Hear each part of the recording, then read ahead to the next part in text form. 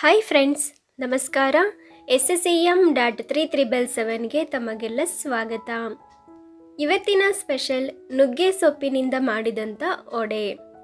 ಆರೋಗ್ಯಕರವಾದಂಥ ನುಗ್ಗೆ ಸೊಪ್ಪಿನ ವಡೆ ಹೇಗೆ ಮಾಡೋದು ಅಂತ ನೋಡೋಣ ಬನ್ನಿ. ನೀವೇನಾದರೂ ನನ್ನ ಚಾನಲ್ಗೆ ಹೊಸಬರಾಗಿದ್ದರೆ ಪ್ಲೀಸ್ ಸಬ್ಸ್ಕ್ರೈಬ್ ಮಾಡಿ. ಒಂದು ಬೌಲಿಗೆ 1 ಕಪ್ಪು ಕಡಲೆಬೇಳೆನ ಹಾಕ್ಕೊಂಡಿದ್ದೀನಿ. ಅದೇ ಕಪ್ ಅಳತೆಯಲ್ಲಿ 1/4 ಕಪ್ಪಷ್ಟು ಹೆಸರು ಬೇಳೆನೂ ಸಹ ಹಾಕ್ಕೊಂಡಿದ್ದೀನಿ.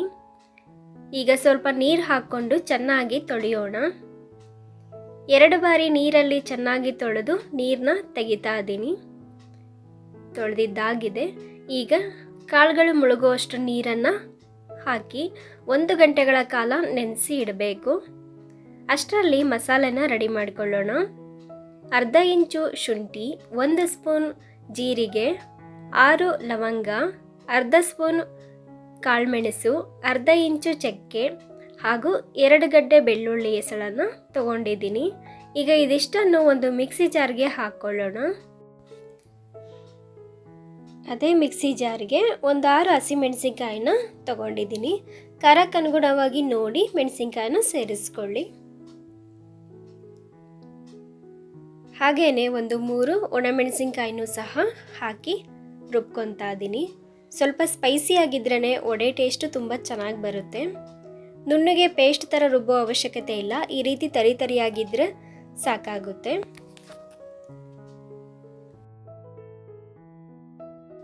ನೋಡಿ, 1 ಗಂಟೆಗಳ ಕಾಲ ಕಾಳುಗಳು ನೆಂದಿದ್ದಾಗಿದೆ. ಈಗ ಮಸಾಲೆ ರುಬ್ಕೊಂಡಿದ್ವಲ್ಲ ಅದೇ ಜಾರಿಗೆ ಹಾಕ್ಕೊಂಡು ನೀರನ್ನ ತೆಗೆದುಬಿಟ್ಟು ಸ್ವಲ್ಪ ಸ್ವಲ್ಪನೇ ಹಾಕ್ಕೊಂಡು ರುಬ್ಕೋಬೇಕಾಗುತ್ತೆ. ಈ ಬೇಳೆಕಾಳುಗಳನ್ನ 1 ಅವರ್ ನೆನೆಸ್ಕೊಂಡ್ರೆ ಸಾಕು. ಜಾಸ್ತಿ ಹೊತ್ತು ನೆನೆಸೋ ಅವಶ್ಯಕತೆ ಇರೋದಿಲ್ಲ. ಜಾಸ್ತಿ ಹೊತ್ತು ನೆನೆಸಿದ್ರೆ ತುಂಬ ನುಣ್ಣಗೆ ಮೆತ್ತಗೆ ಆದರೆ ಕ್ರಿಸ್ಪಾಗಿ ಬರೋದಿಲ್ಲ ವಡೆ. ಅದಕ್ಕೋಸ್ಕರ ಸ್ವಲ್ಪ ಗಟ್ಟಿಯಾಗೇ ಇರಬೇಕು. ನೋಡಿ, ನೀರು ಹಾಕದೆ ತರಿಯಾಗಿ ರುಬ್ಕೊಂಡಿದ್ದೀನಿ. ಆ ನೆಂದಿರ್ತಕ್ಕಂಥ ಕಾಳುಗಳಿರ್ತಕ್ಕಂಥ ನೀರಿನ ಅಂಶನೇ ಸಾಕಾಗುತ್ತೆ. ನೋಡಿ, ಎಲ್ಲನೂ ರುಬ್ಕೊಂಡಾಗಿದೆ, ತರಿಯಾಗಿದೆ. ಹಾಗೆ ನೀರಿನ ಅಂಶನೂ ಕೂಡ ಜಾಸ್ತಿ ಇರಬಾರ್ದು. ಈ ರೀತಿ ಉಂಡೆ ಕಟ್ಟೋ ರೀತಿ ಬಂದರೆ ಸಾಕು. ಈಗ ರುಬ್ಕೊಂಡಿರ್ತಕ್ಕಂಥ ಮಸಾಲೆನೂ ಸಹ ಹಾಕ್ಕೊತಾ ಇದ್ದೀನಿ. 1 ಬೌಲ್ ಈರುಳ್ಳಿನ ಚಿಕ್ಕದಾಗಿ ಕಟ್ ಮಾಡಿ ಹಾಕ್ಕೊಂಡಿದ್ದೀನಿ. 3 ಮೀಡಿಯಮ್ ಸೈಜ್ ಈರುಳ್ಳಿ 3 ತೊಗೊಂಡಿದ್ದೀನಿ. ಸ್ವಲ್ಪ ಕೊತ್ತಂಬರಿ ಸೊಪ್ಪನ್ನು ಸಹ ಚಿಕ್ಕದಾಗಿ ಕಟ್ ಮಾಡಿ ಹಾಕ್ಕೊಂಡಿದ್ದೀನಿ. ಈಗ ಎಲ್ಲನೂ ಮಿಕ್ಸ್ ಮಾಡ್ಕೊಳ್ಳೋಣ. ಆ ಮಸಾಲೆ ಈರುಳ್ಳಿ ಎಲ್ಲ ಚೆನ್ನಾಗಿ ಬೆರಿಬೇಕು ಹಿಟ್ಟಿನ ಜೊತೆ.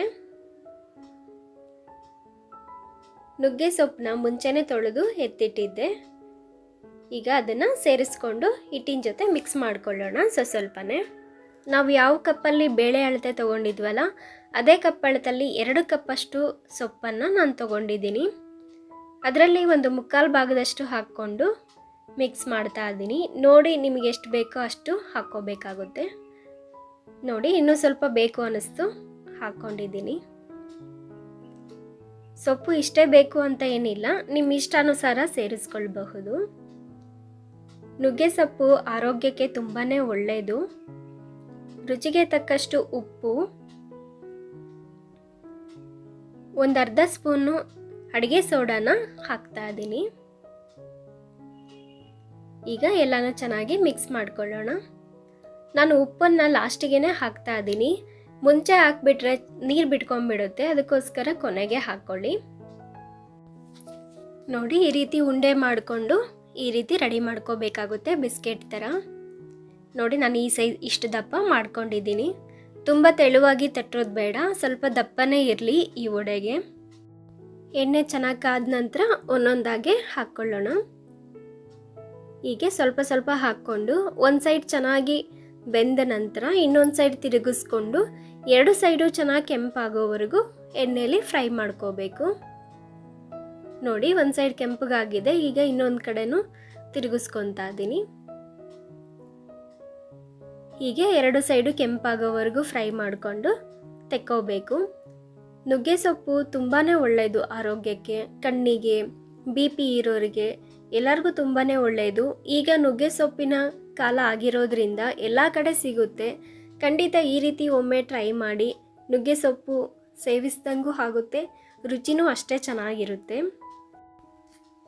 ಹೀಗೆ ಉಳಿದಿರ್ತಕ್ಕಂಥ ಎಲ್ಲ ಉಂಡೆಗಳನ್ನ ಈ ರೀತಿ ಮಾಡಿ ಎಣ್ಣೆಗೆ ಹಾಕ್ಕೊಳ್ಳಿ. ಸ್ವಲ್ಪ ಸ್ವಲ್ಪನೇ ಹಾಕ್ಕೊಂಡು 2 ಸೈಡು ಚೆನ್ನಾಗಿ ಕೆಂಪಾಗೋವರೆಗೂ ಬೇಯಿಸ್ಕೊಂಡು ತೆಕ್ಕೊಳ್ಳೋಣ. ಇವತ್ತಿನ ಈ ಸ್ಪೆಷಲ್ ನುಗ್ಗೆ ಸೊಪ್ಪಿನ ವಡೆ ರೆಸಿಪಿ ನಿಮಗೆಲ್ಲ ಇಷ್ಟ ಆಗಿದೆ ಅಂತ ಭಾವಿಸ್ತೀನಿ. ಪ್ಲೀಸ್ ನನ್ನ ಚಾನಲ್ನ ಲೈಕ್ ಮಾಡಿ, ಶೇರ್ ಮಾಡಿ, ಸಬ್ಸ್ಕ್ರೈಬ್ ಮಾಡಿ. ಮತ್ತೆ ಮುಂದಿನ ವಿಡಿಯೋದಲ್ಲಿ ಸಿಗ್ತೀನಿ. ಅಲ್ಲಿವರೆಗೂ ನಮಸ್ಕಾರ.